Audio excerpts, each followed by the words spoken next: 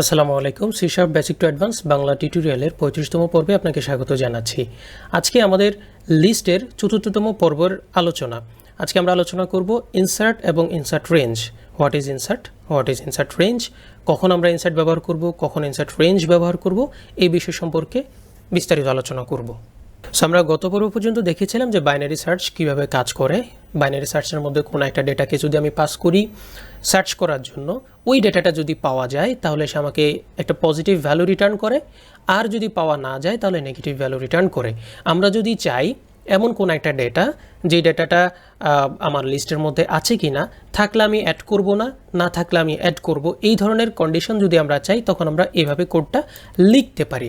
কিন্তু প্রবলেম হচ্ছে আমি এখানে 3 অ্যাড করছি, খেয়াল করে দেখুন 3 অ্যাড করছি। 3 যদি আমি অ্যাড করি তাহলে সেই 3টা কোটায় অ্যাড হচ্ছে, ডট অ্যাডের মাধ্যমে সবার শেষে অ্যাড হচ্ছে। কারণ আমরা জানি অ্যাড এই মেথডটা সবার শেষে অ্যাড করে, এখানে লেখা আছে adds an object to the end of the list. অর্থাৎ আমি যখনই কোনো একটা আইটেম অ্যাড করব সেটা সবার শেষে গিয়ে অ্যাড হয়। তো এর থেকে পরিত্রাণের কোনো উপায় আছে কি না? যেমন আমি যদি আপনাদেরকে একটু রান করে দেখাই বর্তমানে কিভাবে প্রিন্ট হয়। আমরা দেখতে পাচ্ছি 1 2 4 5 এবং 3, যেটা আমার হওয়ার কথা ছিল 1 2 3 4 5। এটাকে সমাধান করার আমাদের রাস্তা কি? এটাকে সমাধান করার আমাদের কয়েকটা রাস্তা রয়েছে।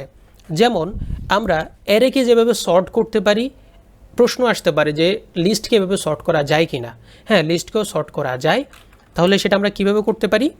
আমরা জাস্ট নাম্বারস ডট সর্ট নামক যে মেথডটা রয়েছে, এই মেথডটাকে বেসিক যে মেথডটা কোনো প্রকার প্যারামিটার ছাড়া, সেই মেথডটাকে আমরা কল দিলেই সিস্টেম অটোমেটিক্যালি পুরো আমার যেই ডেটাগুলো রয়েছে ডেটাগুলোকে সর্ট করে ফেলবে। কিভাবে সর্ট করবে, ভিতরে সে কী কাজটা করে?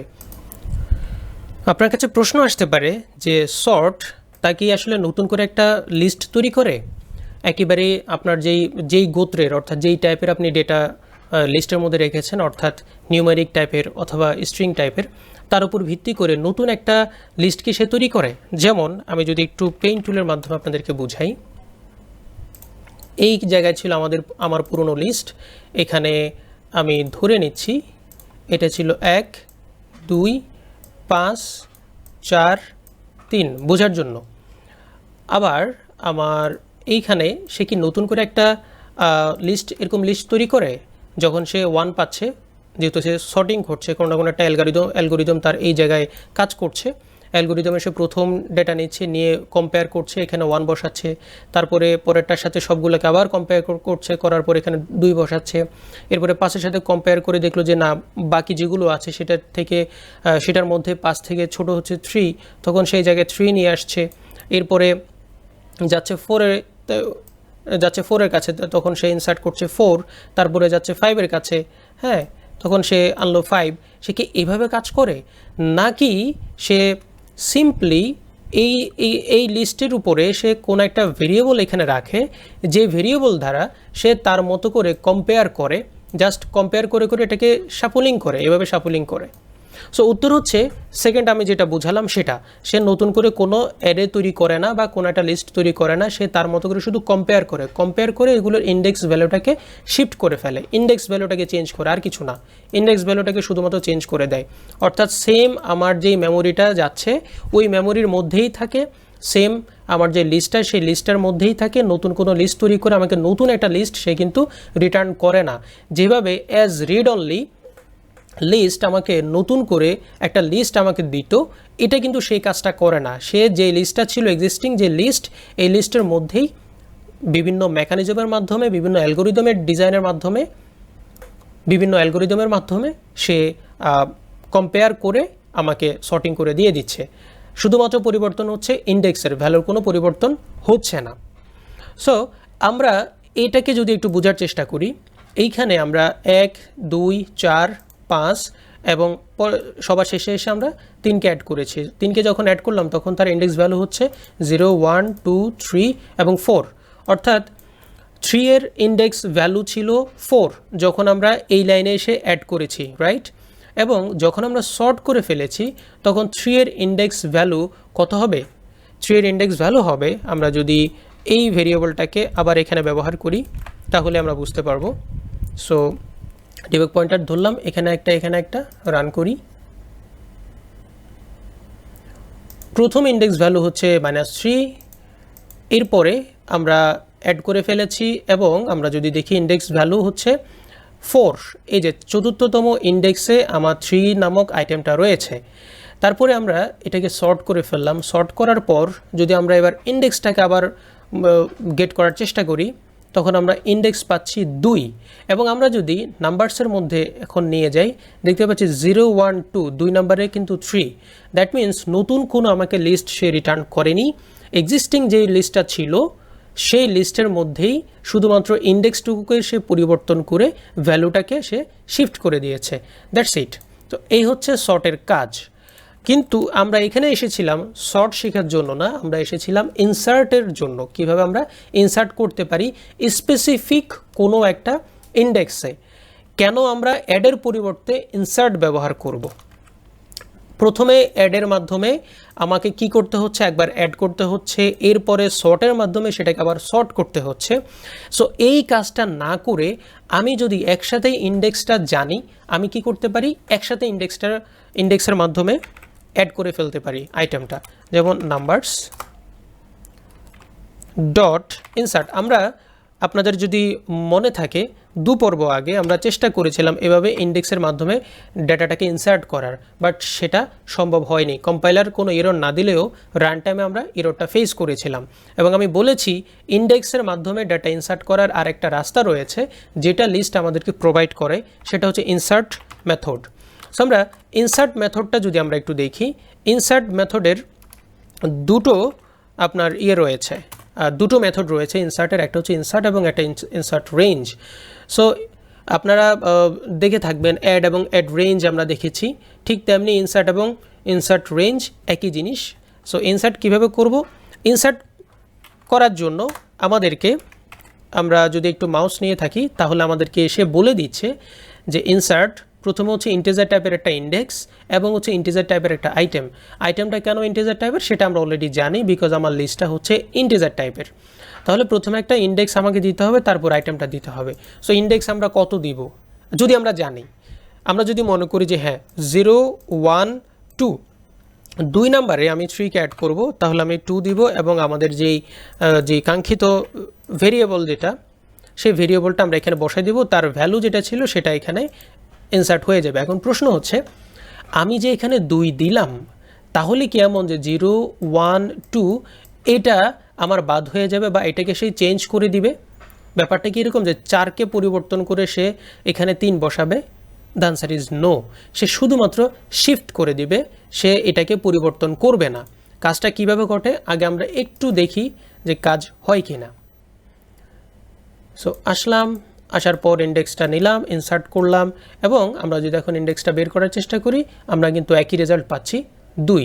এবং আমরা যদি একটু দেখি 1 2 3 4 5, 4 এবং 5কে সে কী করে দিল, শিফট করে দিল, সরিয়ে দিল। কিভাবে এটা আমরা একটু পেইন্ট টুলের মাধ্যমে বোঝার চেষ্টা করি। আমার এইখানে যে আইটেমটা আমার ছিল, অর্থাৎ আমার আইটেম ছিল 1 2 4 5, এভাবে আমার আইটেমগুলো ছিল। আমি নতুন করে কি করছি এবং প্রত্যেকটার ভ্যালু আছে 0 1 2 3।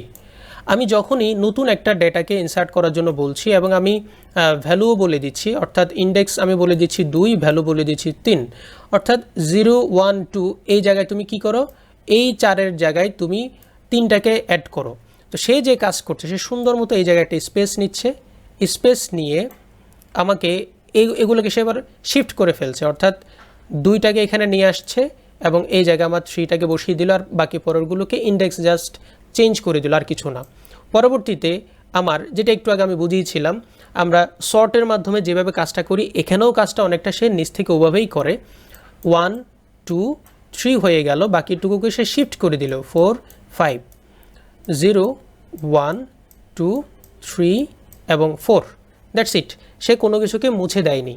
কেমন, সে শুধুমাত্র নতুন একটা স্পেস নিল, নতুন একটা জায়গা নিয়ে বাকিটুকুকে সে শিফট করে দিল এবং ওই জায়গায় সে 3টাকে অ্যাসাইন করে দিল, এটুকুই। সো এর মাধ্যমে আমরা কি করতে পারি, অ্যাড করতে পারি। সো এবার আমরা আসি ইনসার্ট রেঞ্জ। ইনসার্ট রেঞ্জ তেমন কিছুই না, এটা ওয়ান কাইন্ডস অফ অ্যাড রেঞ্জের মতোই। অ্যাড রেঞ্জের বেলায় আমাকে ইন্ডেক্স বলতে হয় না, সে তার মতো করে অ্যাড করে। ইনসার্ট রেঞ্জের মধ্যে আমাকে বলে দিতে হয় যে তুমি কততম ইন্ডেক্স থেকে অ্যাড করবা। So numbers dot insert range, আমি বলছি তুমি 2 নাম্বার থেকে শুরু করে তুমি একটা অ্যাড করো। কীরকম দেখেন, এখানে 1 2 4 5, হ্যাঁ আমি এই জায়গাগুলোকে 7 এবং 8 করে দিই। তাহলে আমাদের মিসিং আছে কি, মিসিং আছে হচ্ছে 1 2 3 4 5 6, 3 4 5 6, 4টা আমাদের মিসিং রয়েছে। তো আমরা চাইলেই এখানে এটাকে ইনসার্ট না করে এই জায়গায় আমরা নিউ ইন্টিজার এবং একটা অ্যারে নিতে পারি, নিয়ে আমরা অ্যাড করতে পারি। কি কি অ্যাড করতে পারি, 3 4 5 6, 3, 4, 5, 6, ওকে। এটাকে আমরা অ্যাড করতে পারি, একভাবে অ্যাড করা যায়। অথবা আপনি চাইলে সরাসরি এখানে লিস্ট অফ ইন্টিজার দিয়েও আপনি অ্যাড করতে পারেন। অথবা এখানে আপনার কাছে যদি আইটেমস থাকে, নিউ আইটেমস ইকুয়ালস টু, যদি এই জায়গাটুকু আপনার কাছে আলাদা ভেরিয়েবল করা থাকে তাহলে আপনি নিউ আইটেমসটাকে এখানে অ্যাড করে ফেলতে পারবেন। এতে করে সুবিধা হচ্ছে আপনি ডিবাগ করতে পারবেন।